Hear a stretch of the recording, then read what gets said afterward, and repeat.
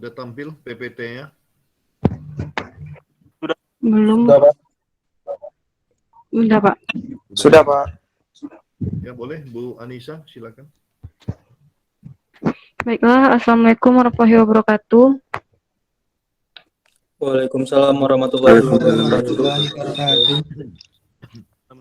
Baiklah, baiklah untuk hari ini, hari Kamis tanggal 4 November 2021 akan dimulai untuk perkuliahan perancangan infrastruktur dengan Pak Roni yang pertemuan kelima. Kepada Pak Roni dipersilahkan. Ya, makasih. Bismillahirrahmanirrahim. Assalamualaikum warahmatullahi wabarakatuh. Waalaikumsalam Waalaikumsalam warahmatullahi wabarakatuh.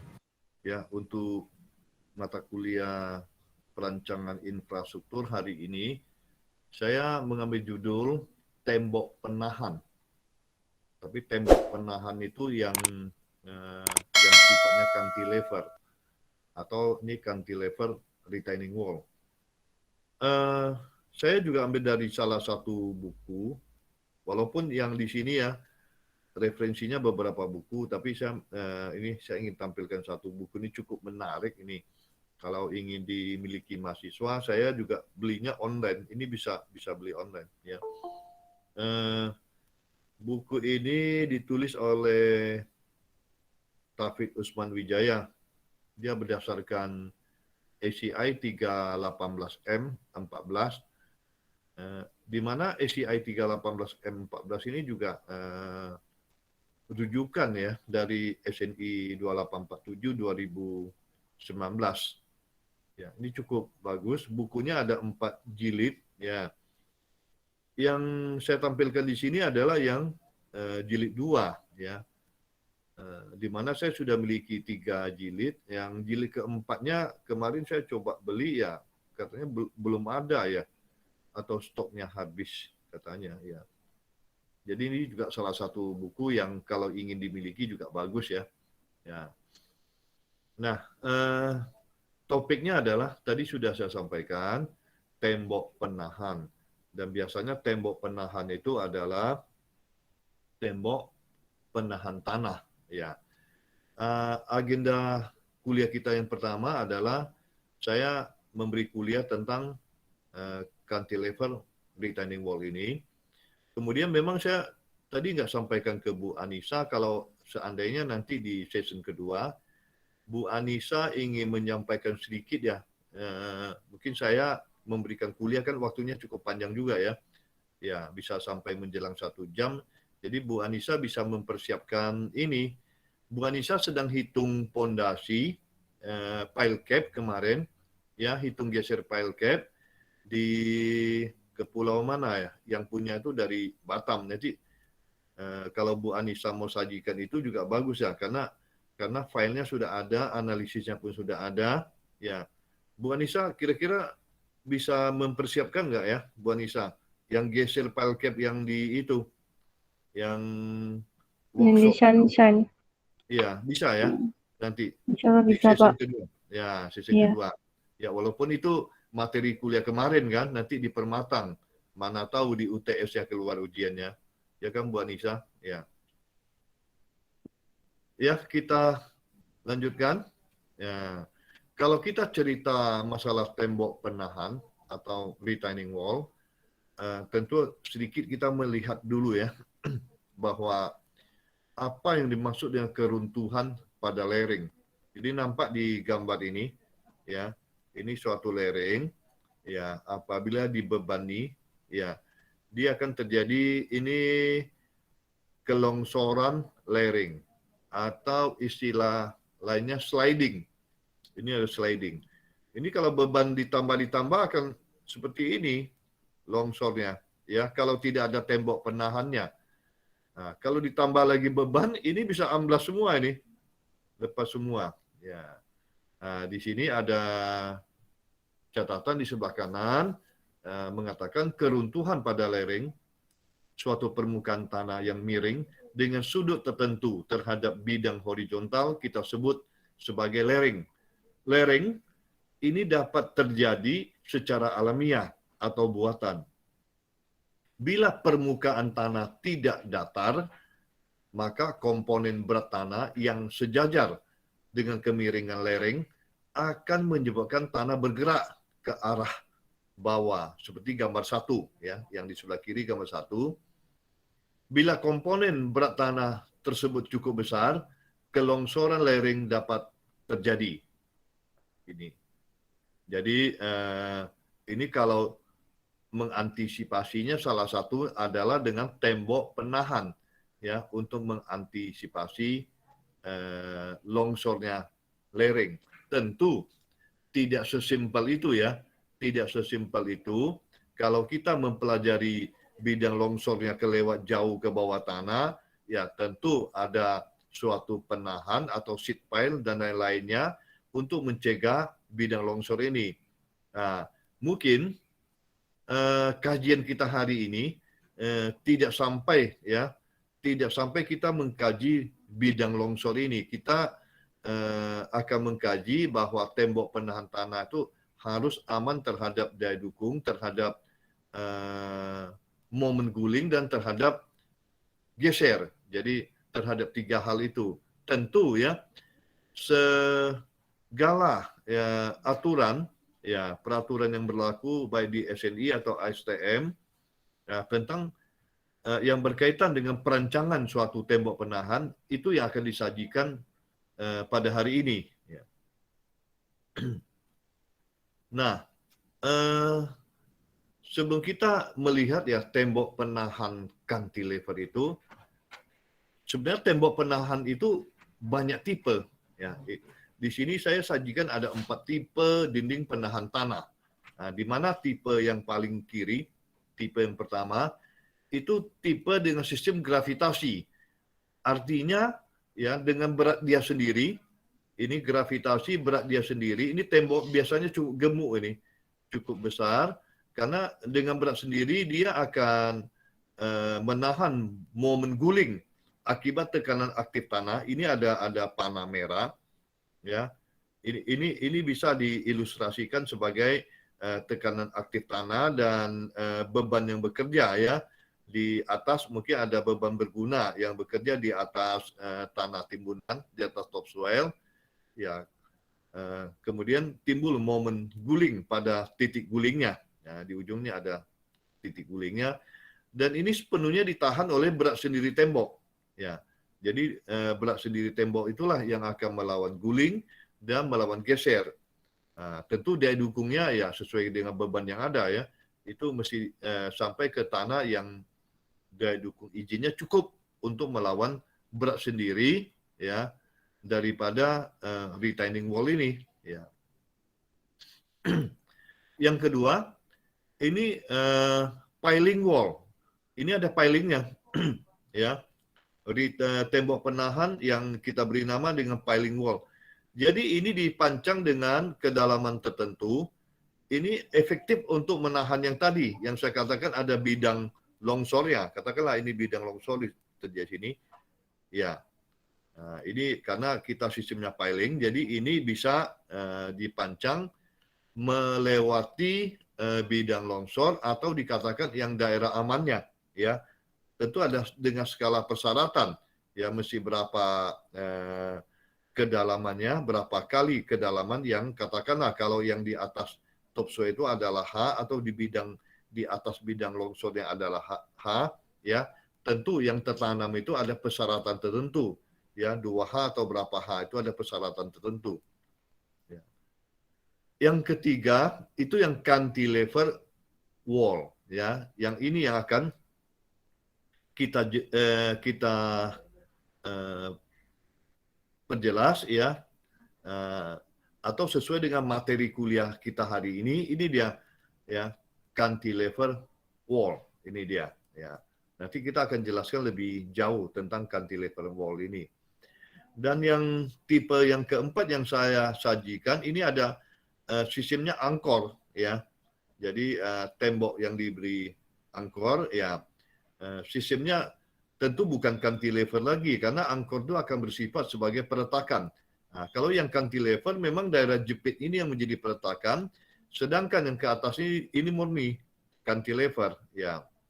cantilever. Hampir sama dengan yang piling wall, di atasnya cantilever, cuma piling wall itu bedanya dia tertancap ke dalam tanah sampai melewati bidang longsornya. Kalau ini untuk cantilever wall yang gambar ketiga ini, tentu bidang longsornya harus di atas daripada struktur retaining wall-nya.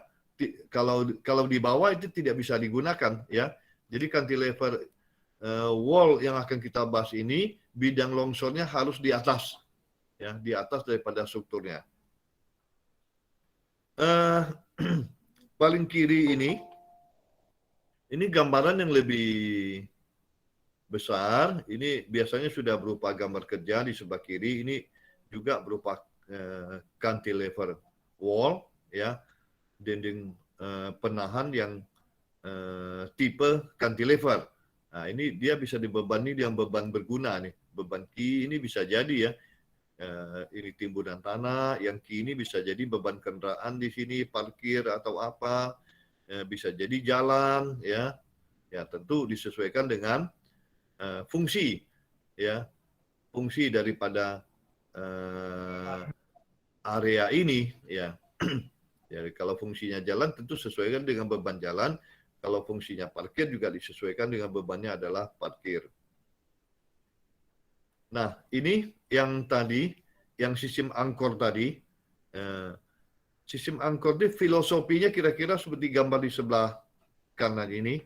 Ya, ini ada semacam tembok penahan. Kemudian ini yang daerah yang kosong ini ada isian. Ya, ini ada isian. Ini biasanya kan diisi dengan ini, dengan pasir, dengan gravel ini, ya, atau dengan tanah, ya. Nah, nampak yang paling kanan sini, ya, untuk mengantisipasi kalau tidak ada angkor, ya berarti cantilever, antisipasi. Kalau ini isiannya sangat tinggi, tentu ya ini tidak akan kuat, ya. Ya, tembok penahan tidak akan kuat, maka perlu, ya, diberi angkor, ya. Ini dia, atau tie back di sini diberi angkor. Nah, inilah ilustrasi daripada dinding penahan yang tipe angkor, ya, angkor wall. Kemudian ini juga uraian mengenai tadi sudah dikatakan bahwa yang pertama itu adalah sistem gravitasi. Jadi sistem gravitasi itu biasanya betonnya gemuk-gemuk ini, karena dia mengandalkan berat sendiri daripada retaining wall untuk mengantisipasi, ya, menahan gaya guling dan gaya geser yang tadi sudah saya sampaikan. Jadi yang sistem gravitasi bisa murni, ya, tanpa tulangan, ya, dan bisa jadi dengan tulangan seperti ini. Nah, kalau pasang tulangan di sebelah dalam, jangan salah pasang ini, ya, karena momen di sebelah dalam ini, retaining wall sepanjang ini akan terjadi tarik, di luarnya tekan. Jadi yang dibutuhkan tulangan sebenarnya ada area tarik sini. Ini adalah contoh dinding penahan yang terbuat dari beton tak bertulang atau pasangan batu, ya, gambar yang pertama. Umumnya tingginya tidak melebihi 4 meter, ya. Tentu dengan segala persyaratan, lebar atas berapa, lebar alasnya berapa, tinggi berapa, ada persyaratan-persyaratannya untuk perancangan awalnya, ya. Kemudian yang gambar bawah itu sudah kita katakan sebagai dinding semi gravitasi. Ya, jadi yang tadi ini murni gravitasi, ini semi, ya. Karena dia menggunakan tulangan untuk membantu, ya, untuk membantu terhadap guling, dan gesernya mungkin ini ada penjangkaran, ya, yang tertanam ke dalam topsoil sehingga berapa jauh, sehingga dia juga aman terhadap geser, ya. Dinding semi gravitasi, ya, adalah juga dinding gravitasi yang berbentuk lebih ramping, ya, sehingga memerlukan penulangan pada struktur di bagian dinding. Jadi tulangan berfungsi sebagai, ini juga sebagai pasak tadi, ya, untuk momen guling, ya. Kemudian untuk geser juga. Nah, ini tadi, ya, kita lihat lebih jauh dinding cantilever. ya, gambar yang di atas ini atau gambar C. Ya, ini gambar C, ya, di mana dinding dari beton betulang berbentuk huruf T terbalik. Ini bisa jadi T terbalik lah. Tulangan berfungsi untuk menahan momen dan gaya lintang. Umumnya tinggi dinding tidak melebihi 6 sampai 7 meter. Ya, ini kalau tadi dikatakan umumnya, berarti kalau khususnya bisa saja lebih dari itu. Ya. Dan tipe yang di bawah itu disebut dengan dinding kontrafort, ya. Counterfort atau kontrafort ini dia. Dia sama dengan dinding strukturnya sama dengan dinding cantilever tapi diberi skor. Ya. Yang disebut dengan counterfort ini adalah skornya.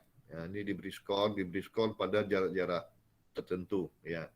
Di mana dinding dari beton betulang untuk penambahan plat, dinding penguat vertikal di bagian dalam dinding.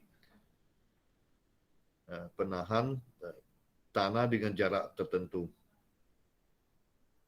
Di ruangan ini bisa kita manfaatkan untuk pengisian ini, isi dengan bahan-bahan isian ya, filler, ya, tanah, pasir, batu, dan sebagainya. Ini juga dikatakan tingginya bisa mencapai lebih dari 7 meter. Ya, memang kalau sudah secara umum, kalau lebih dari 7 meter disarankan yang pakai counterfort ini, itu disarankan. Kalau kurang ya bisa masih sistem cantilever. Ya. Nah, sekarang kita lihat lebih jauh ya masalah tembok penahan tanah yang cantilever. Dalam pelaksanaannya nampak di gambar sebelah kiri, ini tembok penahan tanah. Ini sering dilengkapi dengan drainase. Ini drainase horizontalnya ada. Berarti ini air tanah akan berkumpul di sini dan dia akan keluar lewat beberapa drainase nih, lewat ya dikatakan saringan atau apa di sini. Ya, ini sangat berfungsi sebagai untuk ya bahwa air tanah ini tidak terkumpul di sini akan merusak struktur tanah yang di balik tanah timbun ya yang ditahan oleh tembok penahan. Juga ini otomatis tekanan aktif tanah akibat air akan berkurang karena akan keluar lewat sini. Nah, itulah fungsi daripada dipasangnya drainase. Ya memang di atas drainase biasanya ada dipasang ada koralnya, ada ijunya supaya menjaga sistem drainase ini tidak tetap berfungsi dengan baik, tidak tersumbat karena material-material pasir atau tanah yang masuk ke dalam pipa-pipa drainase yang ada. Nah, ini dari buku tadi, ya ini salah satu tipe yang ada di dalam bukunya, ya. Ya ini contohnya yang gambar sebelah kanan, sketsanya kita akan lihat lebih lanjut ini nanti. Nah, di sini mungkin sebelumnya saya perlu kenalkan bahwa di dalam buku itu mengatakan yang sebelah dalam tanah itu adalah daerah tumit, ya tumit atau hill. Ini ada hillnya. Kemudian yang tadi yang berbentuk T, plat yang sebelah luarnya itu adalah bagian daripada ujungnya ya. Ujung atau di sini adalah tu ya. Jadi ini tumit, ini bagian tu atau bagian jarinya. Ini tumit, ini jarinya ya. Nah, kita dari sini ya. Gambar yang tadi yang saya ambil juga ini bagian tumitnya, di mana di bagian tumit itu adalah bagian dalam pendan tanah. Jadi ini dia, di atasnya adalah tanah timbunan yang ditahan. Sedangkan ini area area jari ya. Nah, nama ini dia ambil ya dari buku ini diambil dari sini. Ini nampak ya. Nampak kita lihat sini dululah gambar ininya. Gambar kakinya. Ini yang heel tadi, yang tumit, ini yang jari ya. Yang area jari yang disebut dengan tu. Nah, ini pun ada gambar sepatu, nampak sini yang daerah heel-nya, daerah tumit, di ujungnya area 2 ya. Jadi dia ini cukup menarik, dia mengambil nama untuk alas tembok penahan dari bahagian struktur daripada tubuh manusia, yaitu di bahagian telapak kakinya. Ya.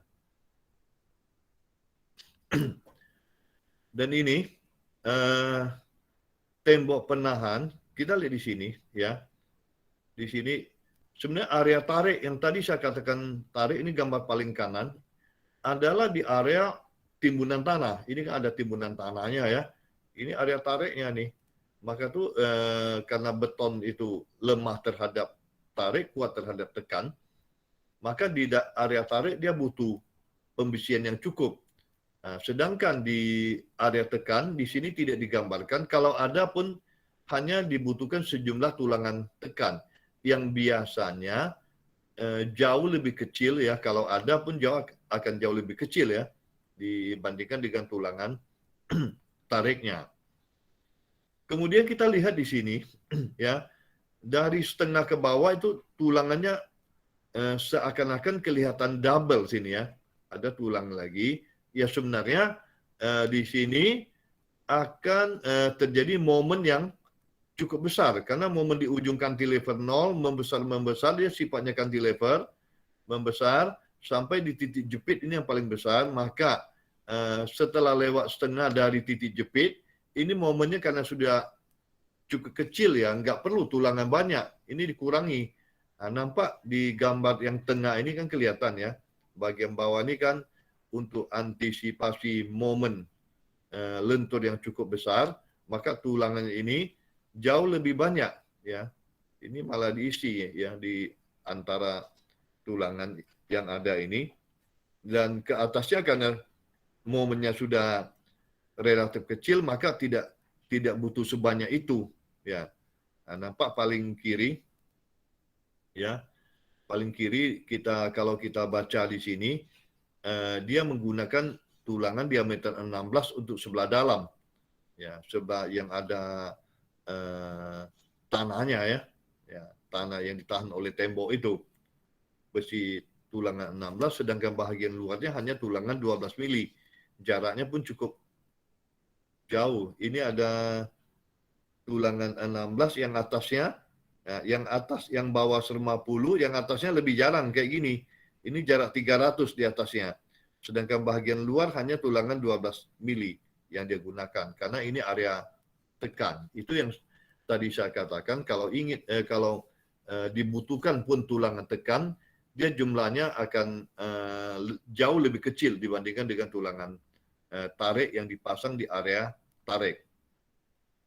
Ya, sebelum lebih lanjut lagi, saya akan memperlihatkan sebuah video, tapi ini video ini lebih banyak ke sistem perkenalan apa itu retaining wall, kemudian lebih ke bagaimana pelaksanaannya ya, bentuk seperti apa. Jadi ini artinya saya tidak banyak menampilkan, ini adalah menampilkan mekanika daripada atau ilmu gayanya di sini. Ini lebih ke penampilan daripada struktur ya, struktur cantilever itu sendiri. Ya, kita saksikan bersama-sama di sini ya.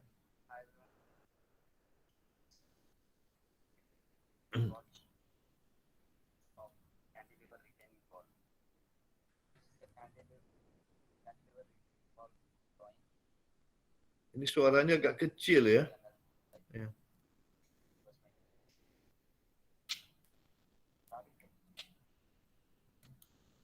Kecil, saya cek dulu masih bisa diperbesar tidak nih. Oh iya. Saya polkan aja volumenya.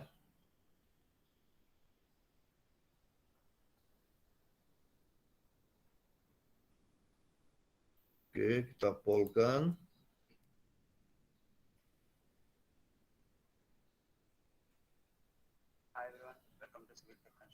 Ada lebih besar suaranya, Bu Anissa.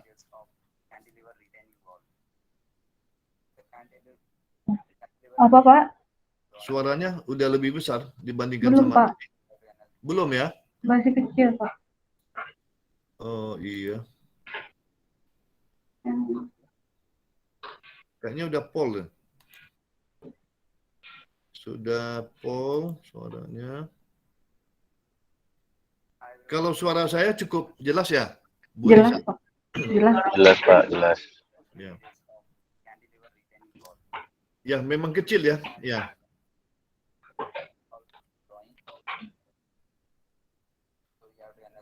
Jadi di sini dia memperlihatkan cantilever retaining wall ini. Nah, nanti kita akan melihat perancangan awalnya, berapa ketebalan yang dibutuhkan dibandingkan dengan tingginya, tebal dindingnya, ya.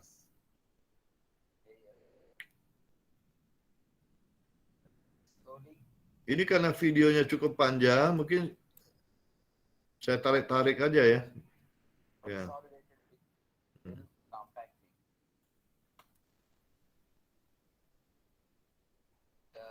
Ya, ini daerah isian ya atau timbunan tanahnya yang disebut dengan filling ya. Ini sih nggak tinggi ya, 2 sampai 3 meter dari topsoilnya di sini. Ya. Nah, tadi yang tulangannya harusnya lebih banyak sebelah sini. Ini yang ada tarik ini.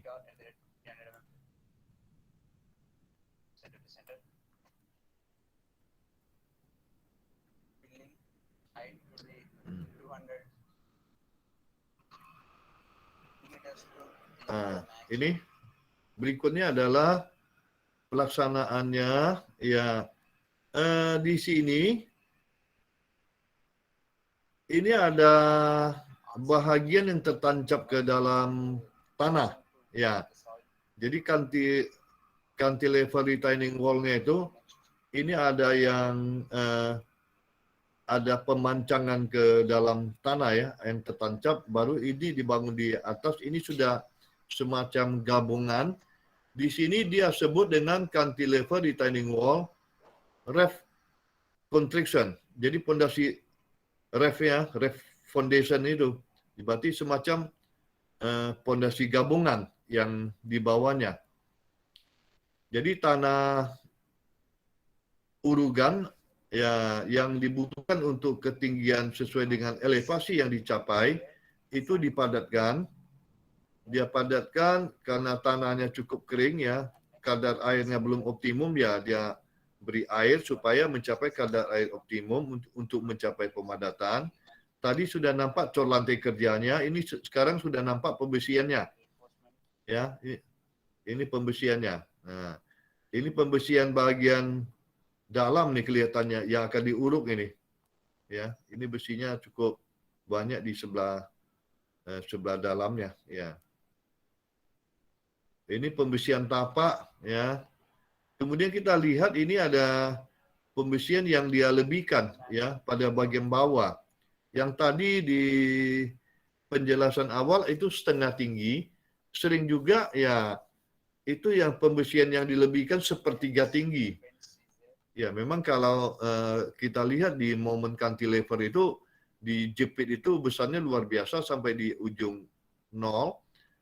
Bisa jadi di sepertiga tinggi kita buat pembesian maksimum, kemudian setelah sepertiga tinggi ya pembesian sudah bisa dikurangi.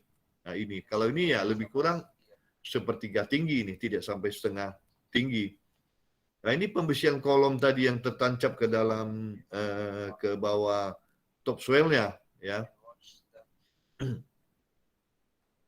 Ya, di sini nampak. Jadi inilah saya pilih video ini supaya nampak yang sebenarnya apa itu struktur retaining wall ini ya, atau tembok penahan tanah ya. Biasa tembok penahan yang ditahan adalah tanah ya.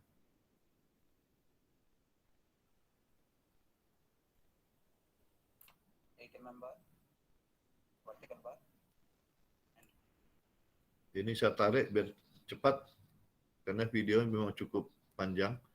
Ini tahap pengecoran, ya. Mereka cornya di tempat aja, ya, tidak menggunakan ready mix, ya. Biasa dikatakan ini cash in situ, ya.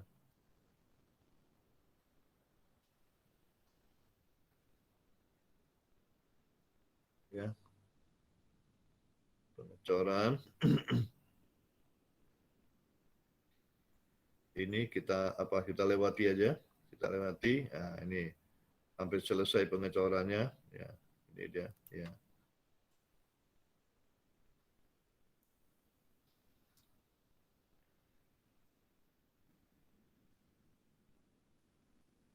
Ya, oke.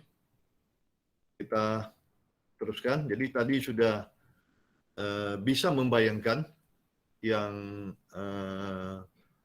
struktur penahan itu seperti apa. Jadi kalau tadi di sebelah kanan ini ada struktur penahan, dia ada pemancangannya yang sampai ke dalam tanah, ya, di mana struktur penahan yang kita bahas hari ini ya tidak ada pancangnya, tidak ada kolom yang tertancap ke dalam tanah. Dia tadi di video itu ditampakkan suatu struktur penahan gabungan. Ya. Terus dalam merancang ya, struktur penahan tanah ini, ya, di dalam contoh soal ini, ya, ini ada soalnya, dia minta didesain sebuah dinding cantilever beton betulan dengan berat normal yang dapat menahan timbunan setinggi 4,60 meter ya, atau 4.600 mm di atas permukaan tanah sesuai dengan gambar E21 yang di samping. Data yang diperoleh dari laporan geoteknik, ya, dalam merancang, ya, saya ingin menjelaskan bahwa kita butuh data-data, ya. Setelah kita mengetahui yang dibutuhkan apa, ya, struktur yang dibutuhkan dimensinya seperti apa, paling tidak ketinggian dulu, untuk fungsinya untuk apa dulu. Jadi ini adalah fungsinya adalah untuk menahan tanah setinggi 4.600 mm atau 4,6 meter di atas topsoil, di atas permukaan tanah. Kemudian setelah tahu fungsinya, kita harus, ya, dalam merancang itu harus ada data-datanya. Data-datanya yang di sebelah kiri itu data tanah, ya, data tanah wajib ada berisi tanah, ya, 17 kilonewton per meter kubik. Kemudian P, ya, 35 derajat. P ini adalah sudut geser dalam tanah. Nah, ini sangat dibutuhkan untuk menghitung tekanan tanah aktifnya. Dan gamma S tadi, yang density tanah, itu dibutuhkan untuk menghitung berat tanah, ya, berat tanah yang akan kita hitung, yang ditimbun. Ya, termasuk juga ada pengaruh terhadap kekuatan daripada tanah itu sendiri. Kemudian ada suatu koefisien yang disebut dengan mu, ya, 0,5. Mu ini adalah koefisien gesek antara beton dengan tanah, besaran 0,5, ya. Nanti kita akan lihat mu itu apa, ya. Mungkin saya akan memberi penjelasan lebih jauh tentang mu ini. Kemudian dari data sondir atau data SPT didapat ki izin dan dari dukung izin tanah sebesar 145 kilonewton per meter persegi. Ya, jadi ini kita tidak membaca data tanah lagi, sudah ada diberitahu bahwa ki izin tanah sebesar 145 kilonewton per meter persegi. Itu yang tadi adalah data tanah. Kemudian data dari struktur sendiri, ya, betonnya adalah ini ada lambda sama dengan 1, berat beton normal. Lambda ini ketika menghitung geser kita sudah membahasnya. Untuk beton normal adalah 1, ya, lambda. Ini bukan gamma, ya, bukan density, ya.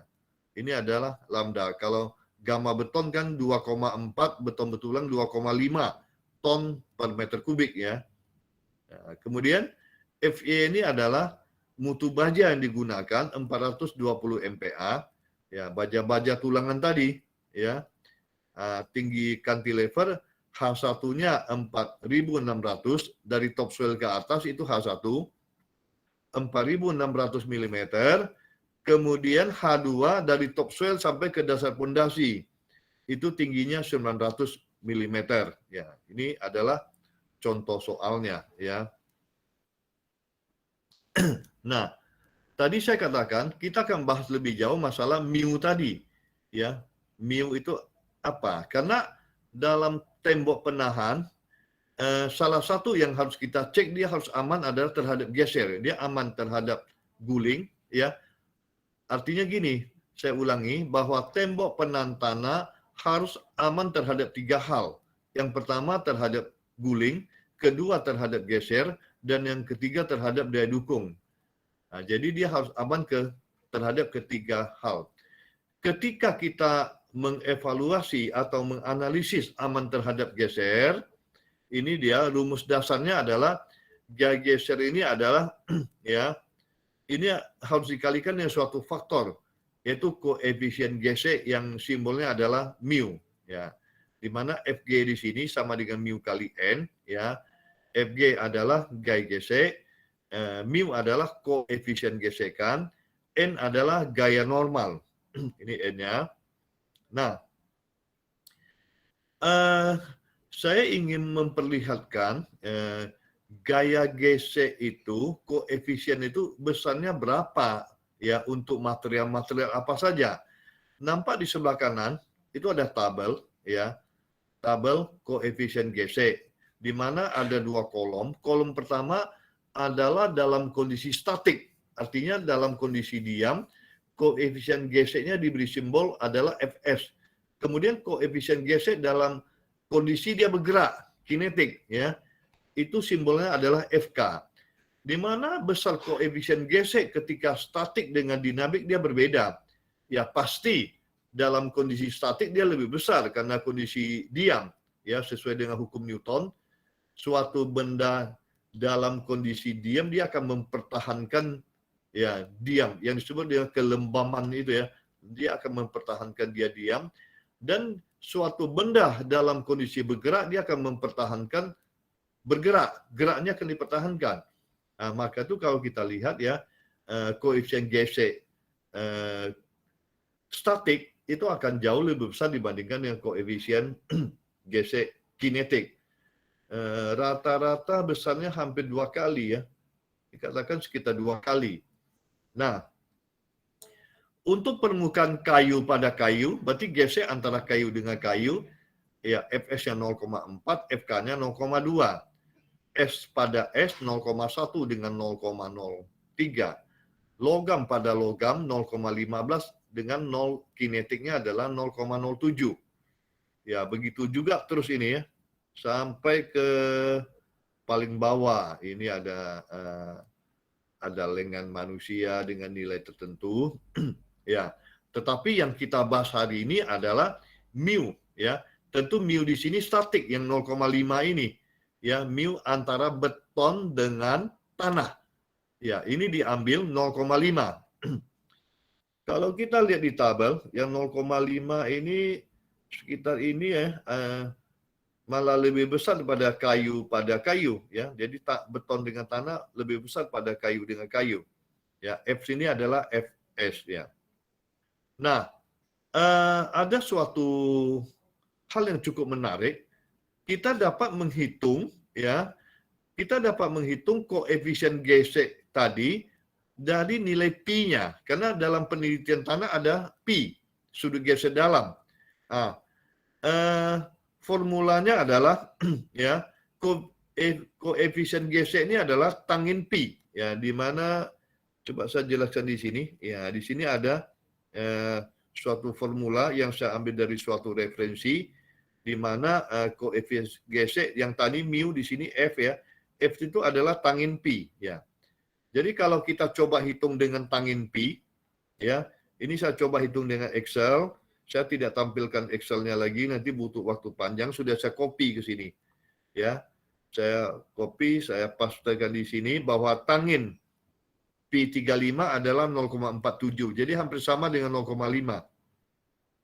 Ya, hampir sama.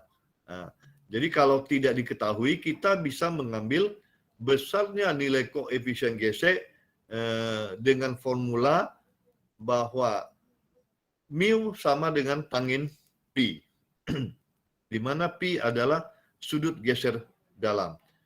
Nah, di sini ada satu tabel lagi, ya, koefisien gesek statik. Kalau ini statik, ya, bukan kinetik, ini statik. Karena di dalam ilmu teknik sipil hampir semuanya adalah statik, ya.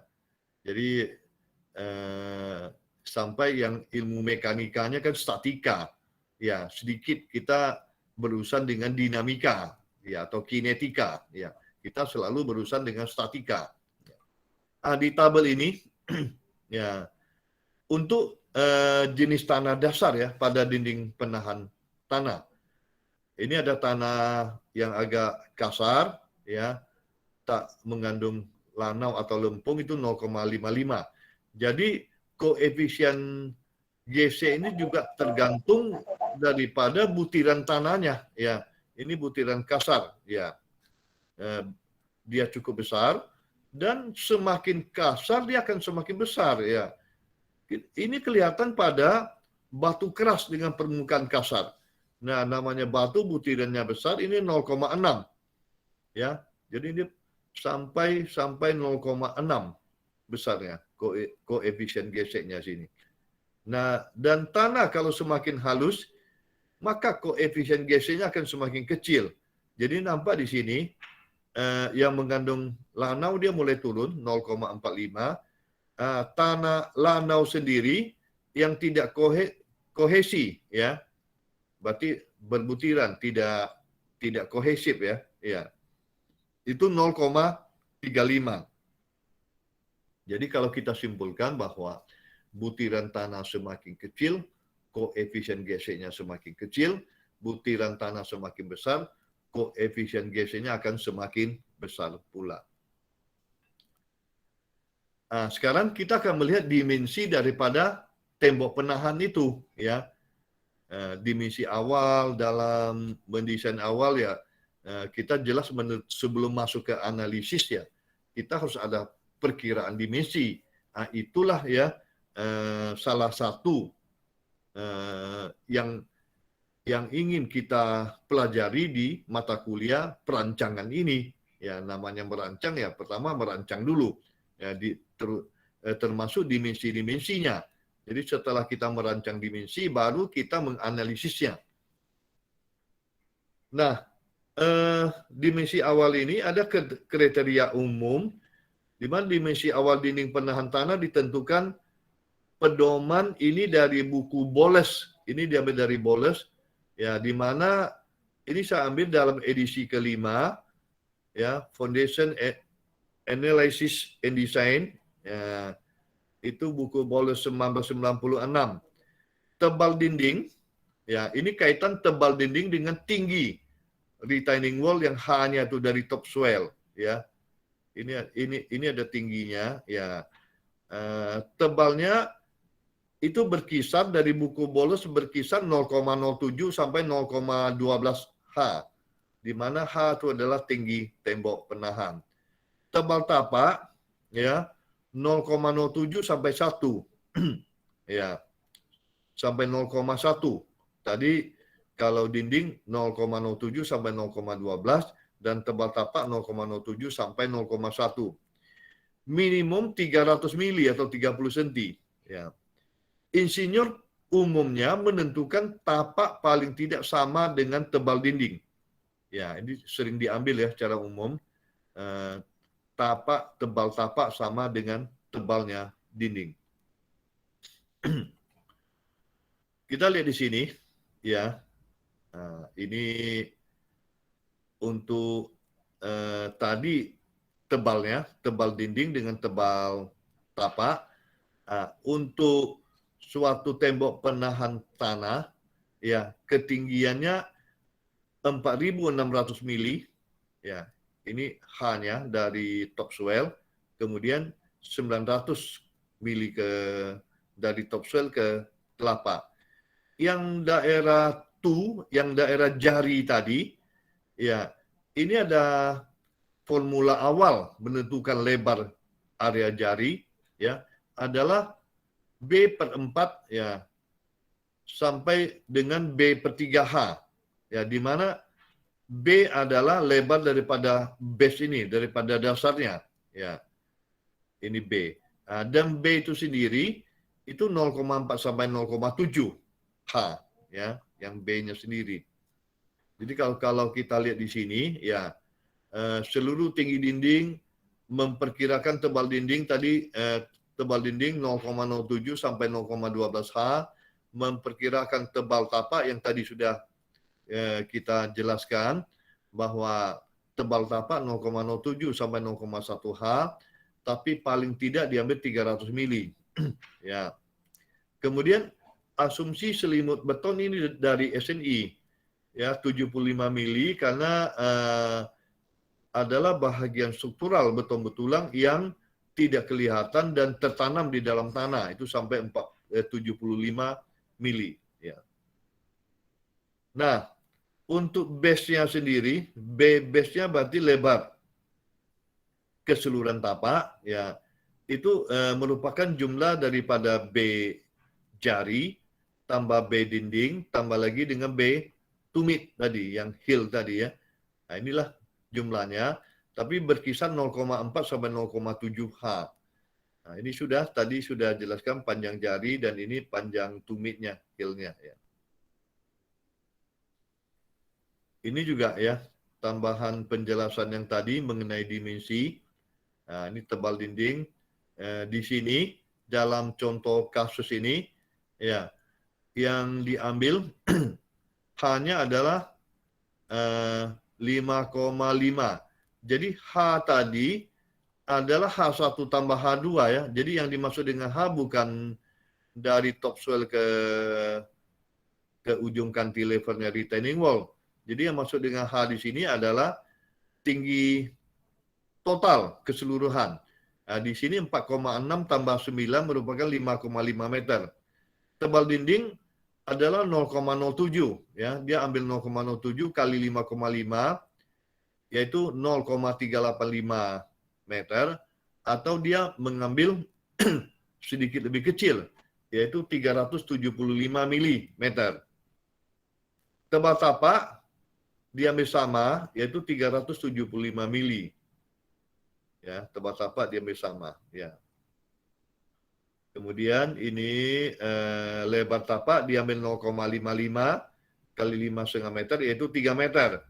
Kemudian lebar jari diambil 3.000 di per 4, ya dia ambil per 4-nya 800, sedangkan lebar jarinya adalah 1.825 mm.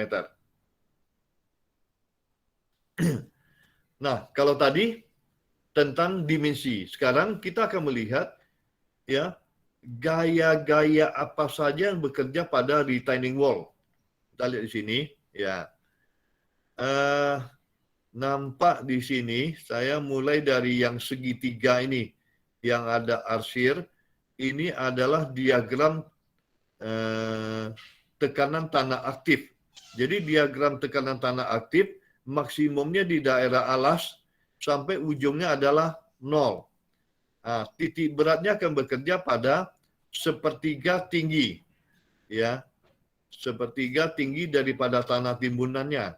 Ya, ini tanah timbunnya setinggi ini 5,5 meter tanah timbunannya, ya, dan ini H1 ini bekerja pada sepertiga tinggi daripada 5,5, yaitu 1,833 meter. Itu dia. Kemudian P1, di sini P1 adalah berat sendiri daripada dinding retaining wall, itu P1. Ya, nampak sini dia ambil 23,5 kilonewton per meter kubik. Ini adalah density beton. Ya, tadi saya katakan 2,4 sampai 2,5, dia ambil 2,35 di sini density-nya. Ya. Kemudian ini tebal dinding 0,375. Ya, ini tinggi dinding 5,5 kurangi ini tapak ya diambil sama tebal tapak.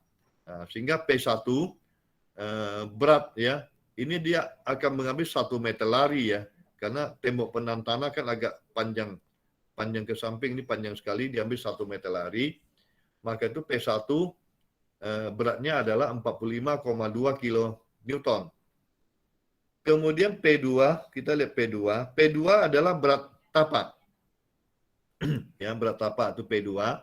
Nampak sini density beton, kemudian tebal tapak dan lebar tapak, sehingga total beratnya adalah 26,4 kilonewton. Ya, kilonewton. P3. P3 adalah tanah isiannya. Nah, maka itu sini gambar tanah tadi. Ya, density tanah adalah 17 kilonewton per meter kubik. Ini tinggi timbunan 5,5 ya, dikurangi tapak. Ini dikurangi tapak karena ini tanah timbunan di atas tapak ya. Kurangi tapak 0,375 ya. Kemudian nilainya adalah 159 kilo Newton ya. Ini adalah P3 ya. Ini dikalikan dengan lebar heel ya, lebar heelnya ya. Jadi ini tinggi kali lebar, panjang struknya 1 meter, kemudian dikalikan dengan density yaitu 159 kilonewton. Sigma P adalah 44,6 kilonewton ya, tambah 39,6 kilonewton tambah 159 ya, menjadi 230,6 kilonewton ya. Kita lihat di sini sigma P ini ya, yang di sini ya, yang dikalikan dengan mu, ini gaya geseknya ya. Tentu ya, saya akan jelaskan sepintas selalu ya, yang menyebabkan momen guling itu adalah dari H1 dikalikan dengan tinggi ya, ini momen gulingnya, sedangkan momen lawan itu disebabkan oleh P1 kali jaraknya, P2 kali jarak, dan P3 kali jarak. Nanti ada ketentuan tersendiri bahwa besarnya momen guling harus berapa kali saya balik ya, besarnya momen lawan harus besarnya 1,5 kali atau 2 kali ya, lebih besar daripada momen guling. Nanti ada ketentuannya, nanti saya akan tampilkan ketentuannya itu ya. Nah, kemudian untuk gaya gesek itu kan dari H1 dikalikan dengan koefisien tadi ya, ada dikalikan dengan mu-nya. Ya, itu skema daripada gaya yang bekerja pada retaining wall. Kemudian sedikit ini masalah geser, ini sudah kita singgung pada pertemuan sebelumnya. Ya, ini hanya sedikit saya sampaikan, ini bidang gesernya ya, di jarak D. Ini jaraknya D nih. Karena ini tebal total dikurangi selimut beton, itu adalah D-nya. Ini jarak D, ini bidang gesernya. Formulanya pun sudah di sini tidak kita bahas lagi. Ya, ini sudah kita bahas pada pertemuan sebelumnya. Ini juga masalah gesek tidak kita bahas lagi. Nah, ini yang di akhir kuliah ini saya menyampaikan ini, yang stabilitas tadi. Ya, retaining wall itu dia harus aman terhadap guling. Ya, gambar sebelah kiri paling atas ini ada gulingnya. Kemudian ini ada bearing capacity-nya, daya dukung, dia harus aman juga. Jangan dia turun ke bawah. Kemudian ini sliding atau geser, atau ya geseknya, dia harus aman terhadap geser. Jadi retaining wall harus aman terhadap 3 hal ini ya, terhadap guling, ada momen gulingnya yang diakibatkan oleh tekanan tanah aktif ya, terhadap daya dukung tergantung key izin daripada tanahnya tadi ya, key izinnya berapa tadi, terhadap beban yang ada ya, dia masih aman, dan terhadap gesek dia pun harus aman. Nampak di sini ya, di gambar yang berwarna ini tekanan tanah aktifnya PA ya, ini ada titik berat pada tekanan tanah aktif, ini letaknya di sepertiga tinggi nih padamnya sepertiga tinggi ya dari sini ya, dari alasnya ya. Ya, karena ini tidak menimbulkan momen guling lagi yang di bawah ini ya. Ya. Kemudian ini beban tanah, ini reaksi tanah yang bekerja ya akibat beban gravitasi. Ini ada tekanan tanah pasif ya. Yang di sebelah ini malah menahan terhadap gesek, walaupun ini aktif ya, tekanan aktifnya terhadap gesek. Jadi ini melawan geseknya. Ya, ya ini dia. Ya, nampak akibat guling ini akan terjadi. Ini akibat geser. Ya, ini akibat kelebihan tegangan. Ini berarti dinding sendiri yang tidak aman ya. Ya. Jadi terjadi kelebihan tegangan pada dindingnya. Nah, kemudian ini stabilitas terhadap slidingnya. Dan ini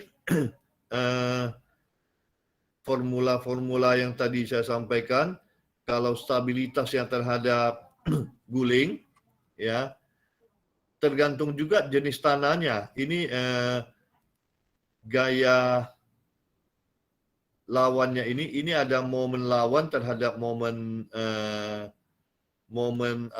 guling ya. Jika momen lawan dibagi dengan momen guling ya, itu faktornya ya harus lebih besar pada 1,5. Ini untuk tanah berbutiran ya. Tetapi kalau dia faktornya harus jauh lebih besar, itu sampai melebihi 2 kalau untuk tanah kohesif. Ya, kohesif seperti tanah lempung, maka ini harus lebih besar.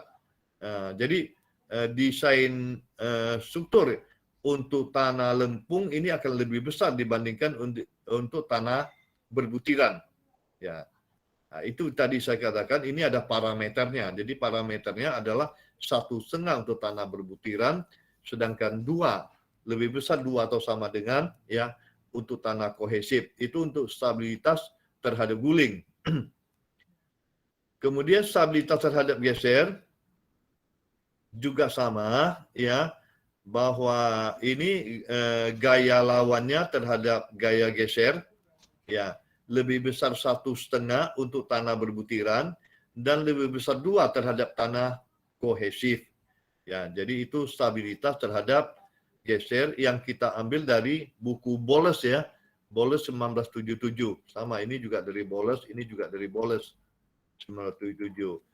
Nah, dan yang terakhir dia harus aman terhadap daya dukung. Di sini angka keamanannya serti vektornya lebih besar sama dengan 3. Ini juga tergantung berbagai kondisi. Ya, jadi ini tidak mutlak ya, ini secara umum aja disampaikan dia lebih besar terhadap 3. Ya, saya kira jadi kuliah hari ini saya kira cukup sampai di sini, yaitu tentang retaining wall. Besar harapan kami bahwa mahasiswa ya dapat memahami tentang perancangan terhadap retaining wall. Ini ada satu lagi ya, kutipan kata-kata motivasi yang saya ambil, yaitu ya dia mengatakan bahwa prestasi bukanlah suatu kebetulan dan impian tidak akan pernah menjadi kenyataan tanpa kerja keras. Jadi harapan kita semua ya, coba dengan kerja keras ya, kerja keras untuk menyelesaikan pekerjaan apa saja termasuk studi. Sekian, terima kasih. Wassalamualaikum warahmatullahi wabarakatuh. Waalaikumsalam warahmatullahi wabarakatuh. Ya, untuk session tanya jawab kita kembalikan ke Bu Anissa. Silakan Bu Anissa. Baik, terima kasih kepada Pak Roni telah memaparkan materinya. Sekarang kita masuk ke sesi tanya jawab. Kepada mahasiswa yang akan bertanya, silakan tekan tombol raise your hand. Ada yang mau bertanya?